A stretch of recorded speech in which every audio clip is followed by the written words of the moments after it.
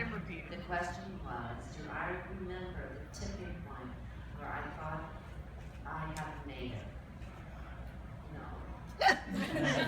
No, because I don't know what made it means. You know, in this business, you could, you know, I mean, traditionally, by the time you're 40 in this business, no matter what's been going on, things start going downhill. So I don't think there's ever a sense, I don't think you ever are in this business to try to make it or not make it. I think you just focus on the work and the experiences of doing it and try to learn as much as you can. And for me, it was always a means to an end in itself. So I took years off to have kids, and I thought I would never work again, and somehow I worked again. And, you know, now I'm old, I'm still working, and I think I've worked my way through every category they have tonight, actually.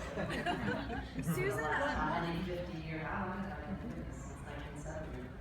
What is the secret to your longevity, do you think? What is the secret to my longevity? I have no Could you idea.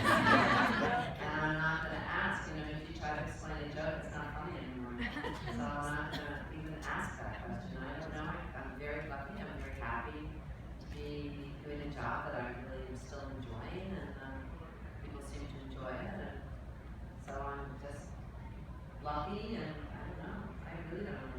can you talk about working on mothers and daughters and what a joy it is to work on such a female-driven film? Well, Meddler is a female-driven film too, because it's actually directed by a woman, and it's a story of a mother and daughter. And since that's something that I have a much greater part in, I think that women are just the best, and I enjoy playing women. Not that I've had a chance to actually play men, but except in Proud Atlas for 2 seconds. And there's so many different kinds of women, and I was told a long time ago that once you started playing mothers, that you then kind of sacrificed your sensuality and you couldn't go back to playing other kinds of parts, and I think that pretty much that's not true anymore, and it's not true because there's so many women my age and older that are playing all kinds of very interesting mothers that are bopping around doing different kinds of parts, and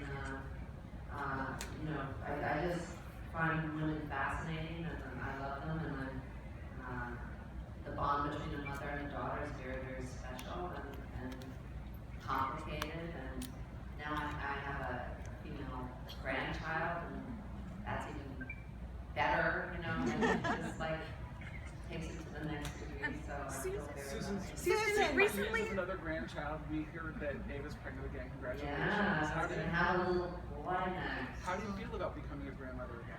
I didn't really have much to do with it. I'm really happy because I think that it's great that Marlon's going to have a sibling, and I know my daughter and Kyle really want them. She's an incredible mom, and I'm really happy for them. And it's so much easier to be a mother. Anyone who's here knows that has become a grandmother. You just don't have that constant worry that's in your mind all the time when your kids are grown. The grandchild. I can't wait to corrupt her. What do they call you? She calls me honey. I was saying that a friend of mine from the South, that's a very typical Southern name for your grandma is honey.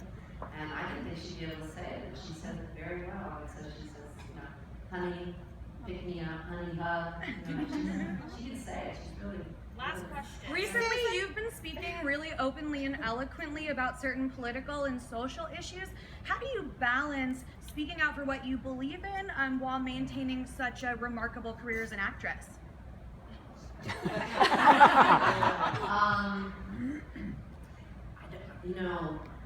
don't really look at things until you ask me that question. I don't look at things from the outside. I think that as a citizen, we're very lucky to be able to voice our enthusiasm for people and to be able to give out information that people don't have it. When you're connected to the media, you're in a really blessed place to be able to speak for people that don't have voices, or to be able to give information that people aren't getting, because the media now is very corporate and all of you know, you're part of the media, right?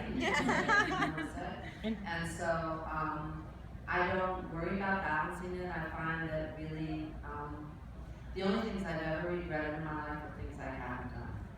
You can always apologize for making mistakes, but when you hold back and you don't do something that you really feel you want to do or say. Like what? Can you have give us an example? Well, for instance, I remember one time going to the Academy Awards and trying to figure out exactly what to say in certain circumstances about the war. And I wish that I had been more explicit because I had something to say, and I was very upset that I hadn't said anything when I had the opportunity in the audience. Get to Because say it I now? couldn't figure out exactly what it was, so I hadn't already said it. Can you say it now? Do you ever think of getting in the director's seat? Thank you.